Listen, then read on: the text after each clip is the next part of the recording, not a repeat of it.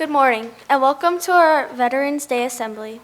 I am Courtney Bustrud, a 7th grade student at TMS and a member of the Tomahawk Middle School Student Council.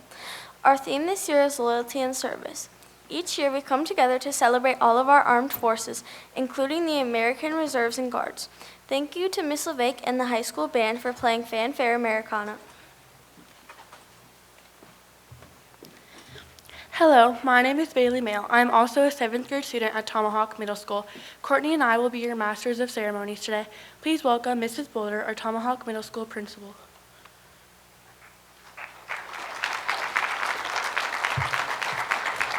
Good morning, everyone. Welcome to our annual Veterans Day program. A great deal of hard work and dedication has gone into planning this event, and I want to begin by recognizing all of the people from multiple organizations who have given their time to make it possible. Please direct your attention to the back of the program, where you'll find the names of the volunteers from our local veterans organizations and the School District of Tomahawk. Committee members who are in attendance today, please stand if you are able and be recognized.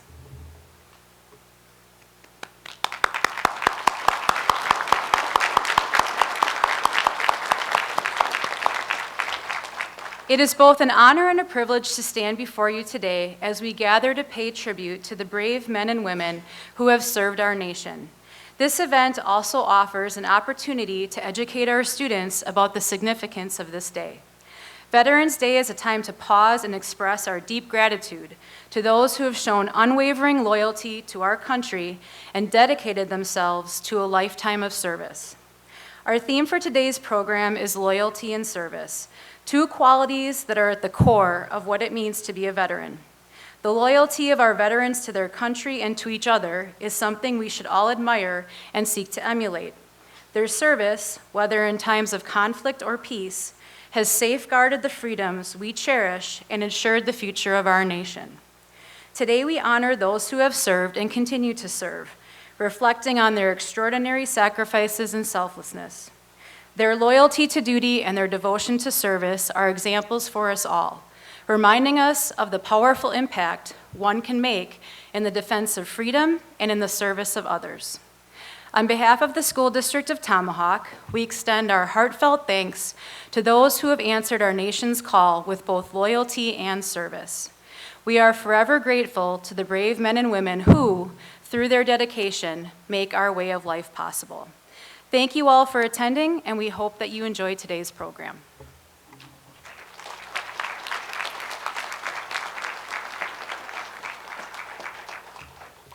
Please stand in silence for the presentation of colors, showing respect by facing the flag and saluting or holding your right hand over your heart. Stay standing while the chamber choir sings the Star-Spangled Banner, and please remain standing for the Pledge of Allegiance.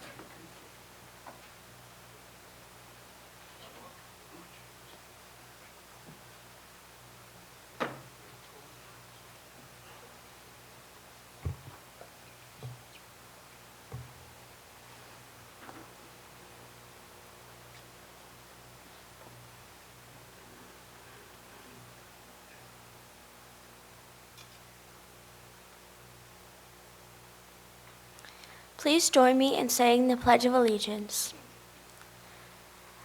I pledge of allegiance to the flag of the United States of America and to the republic for which it stands, one nation, under God, indivisible, liberty and justice for all. Please be seated.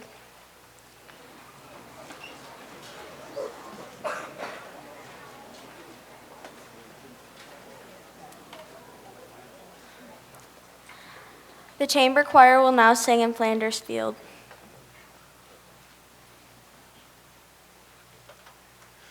Our observance of Veterans Day today has a connection to World War I. This is the date on which the fighting stopped in 1918. In Flanders Fields also has a connection to World War I.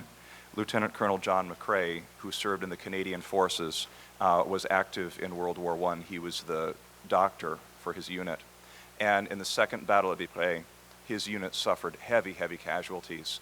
Many of the dead were not just his comrades in arms, they were his friends.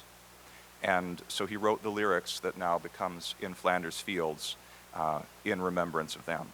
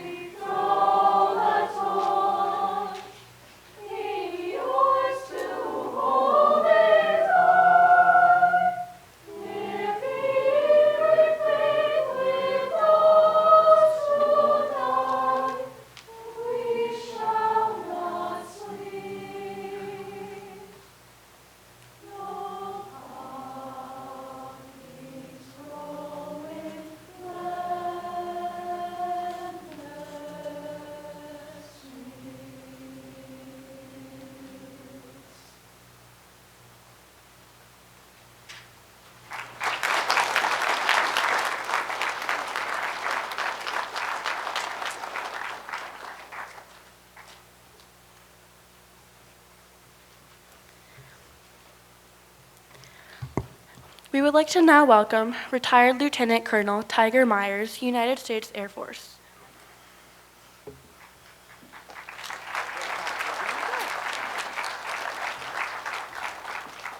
Wow. If I knew that was going to be so heartrending, I might have come up with a good joke to start you off. But I don't have one of those. So instead, I'm going to ask all the veterans and active duty members that are in the audience to please stand.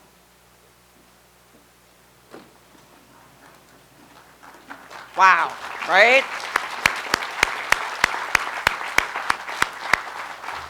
All right, you all sit down, and where's your family members and loved ones? I want to see the families and loved ones of our veterans. All right, so you can see, look at the number of people in here that are in service to your country right now. Thank you.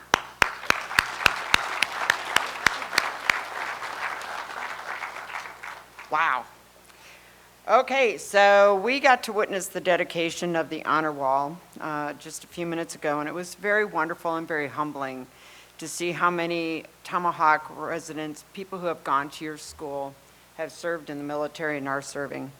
It's pretty impressive. So I appreciate everyone who did the work for that, and I know we've acknowledged them before, but maybe one more little round of applause for those people who have done so much.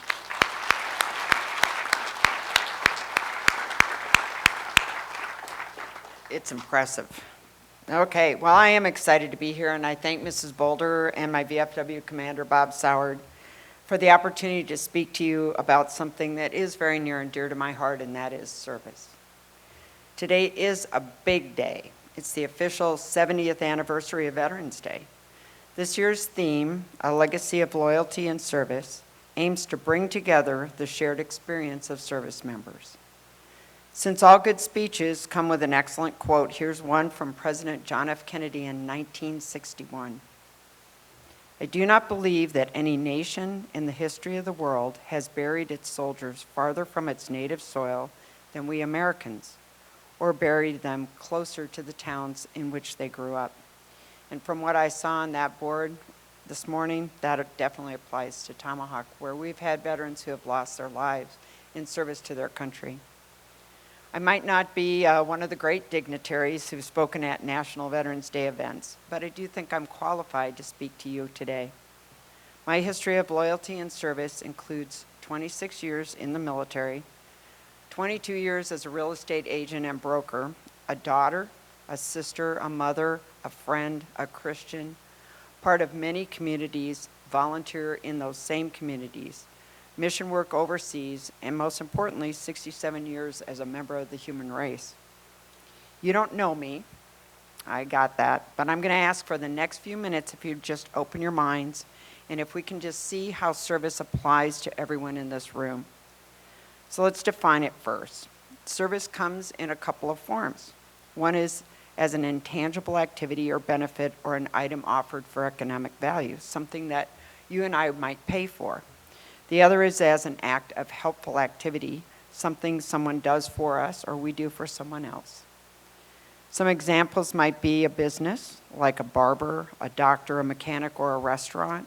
Could be a social service, like a counselor or an advocate.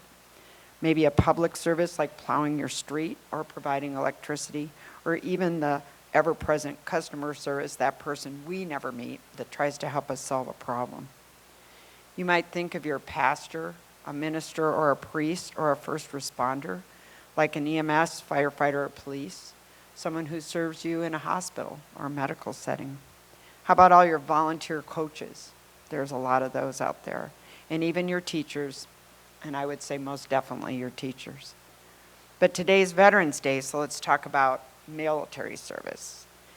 Military service is service by an individual or group in the Army, National Guard, Air Force, Navy, Marines, and now Space Forces, whether as a job that we choose or as someone who is drafted by the country to serve in the military.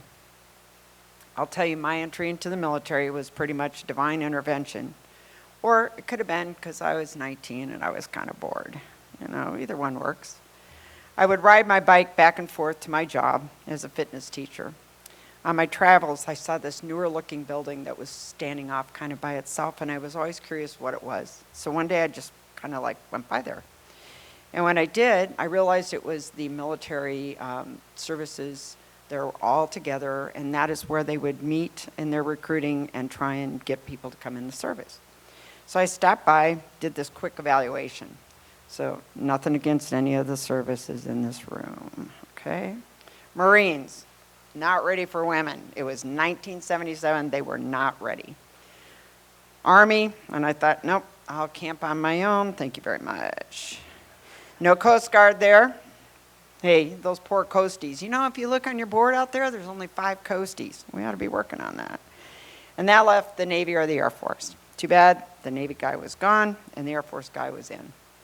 So we had this little discussion. So when you go in, you're just like a civilian, you don't know anything. And there's a guy and he's got all these stripes on his arm, and I'm like, I don't even know what that is, but okay. He goes, so, drugs? And I go, no. And he says, high school diploma? Yep. He said, you look pretty fit. And I'm thinking, well, I'm teaching exercise 8 hours a day. I'm biking to and from my job, and I'm 19 years old. So I'm in pretty good shape. And he said, what do you want to do? And I said, the exact opposite of what you're thinking. I do not want a desk job. So I realized it's 1977, you know, when many women were going in the military, that's what they were looking for. And I was not that. So I said, if I'm going to be in, I want to work on airplanes. He goes, okay. So I tested, I enlisted, and I went to basic training and tech school. My first assignment, meaning where the Air Force sent me, allowed me time to get qualified to do my job as an aircraft fuel systems technician. My next assignment took me overseas and led me to my best friend in the military and college. College took me to officer training school, commissioning, and the next phase of my service career as an aircraft maintenance officer and commander. My last assignment saw me deployed to Qatar in support of Operation Enduring Freedom. There were nearly 2,800 women and men under my command. Coming from all over the country, they left their loved ones behind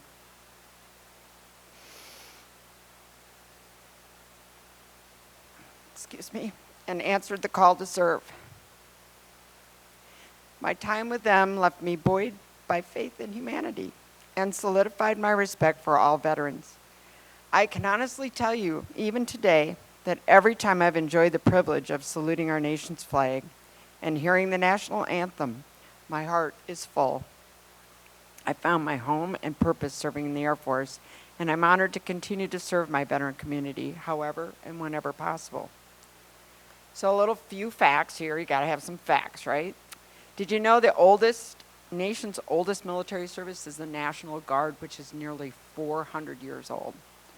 Many of the other services, the Army, Navy, and Marines, were created just before the signing of the Declaration of Independence. That's a pretty long time ago, right?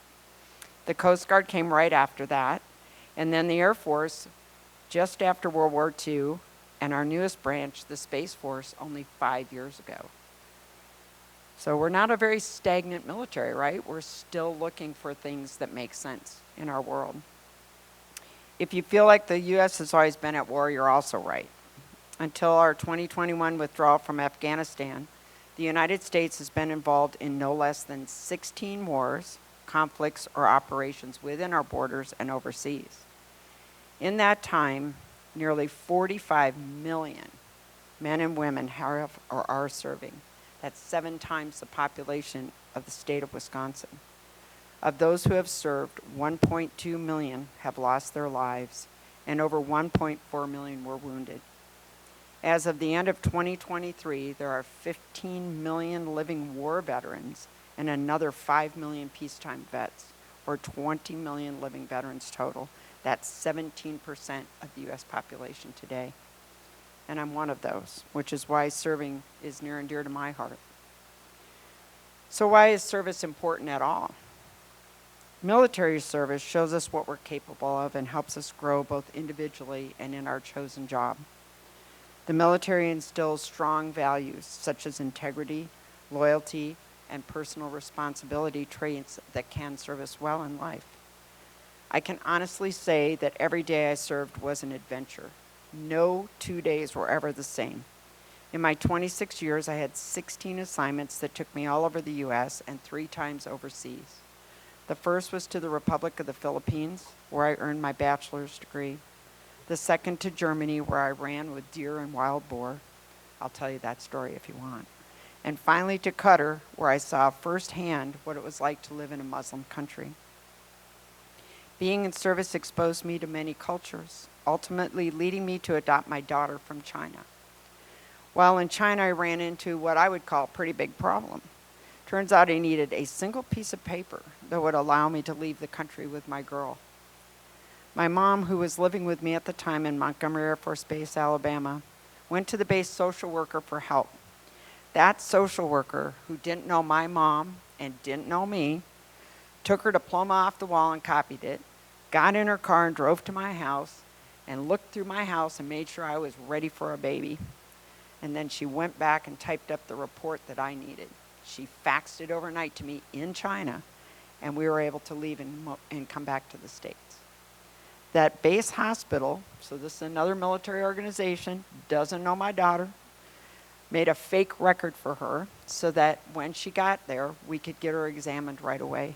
And it turned out that was a good idea. She was pretty sick. She was coming from a country where caring for orphans is pretty tough, and she had a pretty bad ear infection, was pretty sick. And they took care of her that minute, that day. See, that's service. That's somebody's willingness to just step up and take care of something that wasn't even something they were expecting that day. But not all of us are going to serve in the armed forces.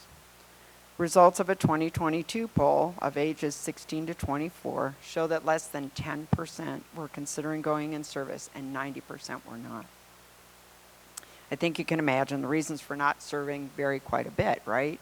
You guys think about it right now in your minds and you say, well, I would never do that because I'm afraid. Or I would never do that because I have other plans. You know, those are good life choices. Those are good reasons for not choosing to come in service. And I applaud everybody for thinking it through. But even if you're not in the military, you can serve. And you think about it, like, why even serve at all? According to experts, there are many benefits to serving. So let's consider that service is a powerful contributor to our happiness, fulfillment, and overall life satisfaction. Service can help us discover who we are, including our core values, strengths, passions, and aspirations, and what we can do in the world. Helping others helps us transcend our egos. When you're helping someone else, it's pretty hard to worry about yourself. Serving people can help us feel more grateful for what we have. We can see how fortunate we are, and we can gain perspective. Serving other people with commitment and skill can help boost our confidence. As we help and have impact, we develop a greater belief in our capabilities and the certainty that we can add even more value. Helping others also builds our character. It may help us develop generosity, humility, empathy, trustworthiness, responsibility, loyalty, and even moral excellence. And service can be inspiring and contagious. When people see someone else serving others, it opens their hearts and makes them want to join and follow suit. So I'll give you an example. We went to Puerto Rico. I was in a group from my church. We went over to Puerto Rico to help rebuild a small village called Esperanza Village, following Hurricane Maria. If you watched Maria, you might know that that hurricane was so large, it covered the entire country, from one end to the other. While we walked through the village, we saw what real poverty and destruction looked like. Entire homes were swept off their foundations, and all of the people's belongings were scattered across the ground. So can you imagine what that would feel like if everything you had today was just gone in a matter of hours? I was just humbled. Yet every day we worked alongside those people. We were building homes, painting them, providing food, supplies, and yeah, even some fun. And the best payment was a heartfelt hug from a child and who thanked us. I mean, they were just so amazed. And we could see that their parents were able to breathe as their lives came back into focus. That's a powerful motivator. So we know now there are a lot of values to serving, but volunteerism is on the decline. In 10 years, since 2005 and 2015, volunteerism across all age groups began trending down in the U.S., accelerating post-COVID. You know, COVID brought on a lot of different changes for us. Loss of community connection, fear, increased security and safety requirements. All of those things combine to deter people from volunteering. We can imagine that when something tragic happens, like a fire, a flood, or a hurricane, people are very motivated to serve. The real challenge is in harnessing all that energy that's out here in this room to be motivated to serve when things are smaller and less traumatic. That requires more than just feeling good. It really takes teaching each of you where you fit in and what you are capable of so that you can better understand how to contribute. Thankfully, polls show that over 50% of incoming college freshmen want to become community leaders, and over 80% want to help others who are in difficulty. That's promising for our future, but also leaves some questions about putting those desires into action. So you got to think about it. You know, sometimes you just got to sit back and think, how can I build service into my everyday life? What creative ways can we serve our family, our friends, our neighbors, our students, and our community? And how do we get out of our own way, overcome our doubts and fears, and step up? So I'm going to quote business leader Greg Vanerick. He said, while service, while remarkable in its own way and often uplifting, doesn't have to be grandiose and world-changing. Our little acts of contribution can make a real difference day to day and add up over time to big sums. So yes, let's dedicate ourselves to worthy and mighty causes if we can. Let's follow in the footsteps of great servants through the ages if we can. But let's also focus on what's right in front of us. Raising our kids as best we can, holding the door open for someone, being kind to people we encounter on the street, thanking the server with a kind word or a smile, stopping to see if someone needs help, giving someone a ride, checking in on a friend or family member or colleague. We're likely to regret it if we don't build service into our lives. If we do serve and serve often, it's a beautiful gift both to the world and ourselves, and a way for us to honor the lives we've been given. So in other words, we have nothing to lose and everything to gain by serving one another. So I'm going to close with this and give you a challenge. Everybody in this room needs to think, what can you start with right now, today, to be of service? Thank you.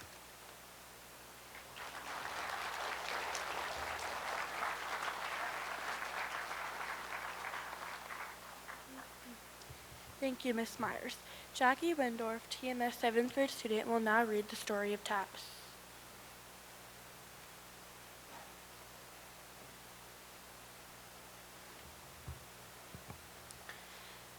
The bugle call, known as taps, is thought to be a revision of a French bugle signal called tattoo.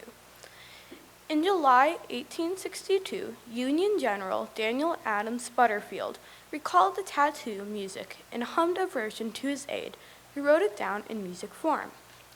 He ordered the bugler to play this new call at the end of each day. The music was heard by other brigades, who adopted this bugle call. It was even adopted by Confederate buglers. This music was made the official Army bugle call after the war, but not given the name taps until 1874.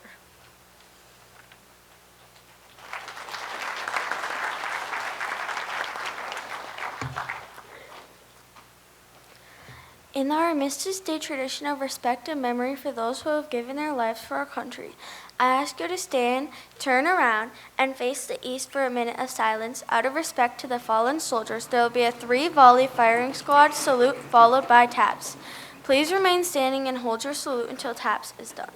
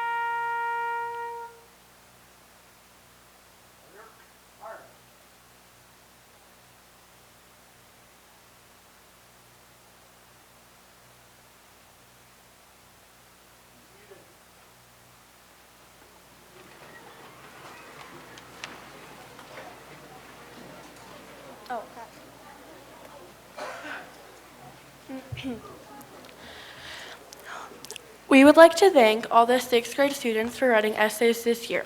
The theme of this year's essay contest was My Voice in America's Democracy. Now I would like to introduce Mr. Tom Garrigan, Commander, American Legion, Post 93. Mr. Garrigan will present the awards to the winners of the sixth grade essay contest. Will the following winners please come forward and stand by Mr. Garrigan? Third place, Addison Hess.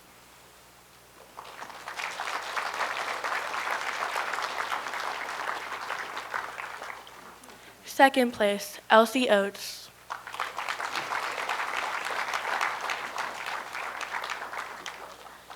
And first place, Nevaeh Mathis.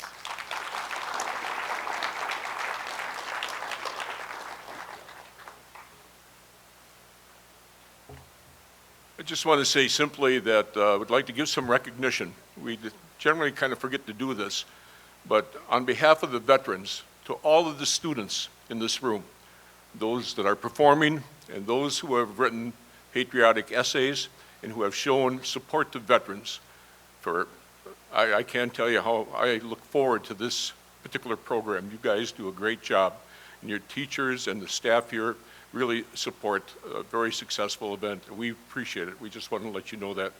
So again, not everybody can win an award for the essay, but the fact is that we appreciate the fact that you put forth the efforts to express your patriotism. Thank you.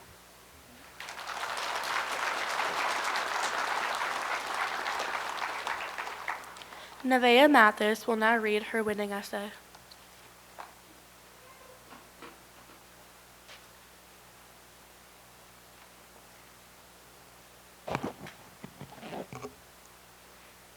I'm going to be talking about my voice in America's democracy.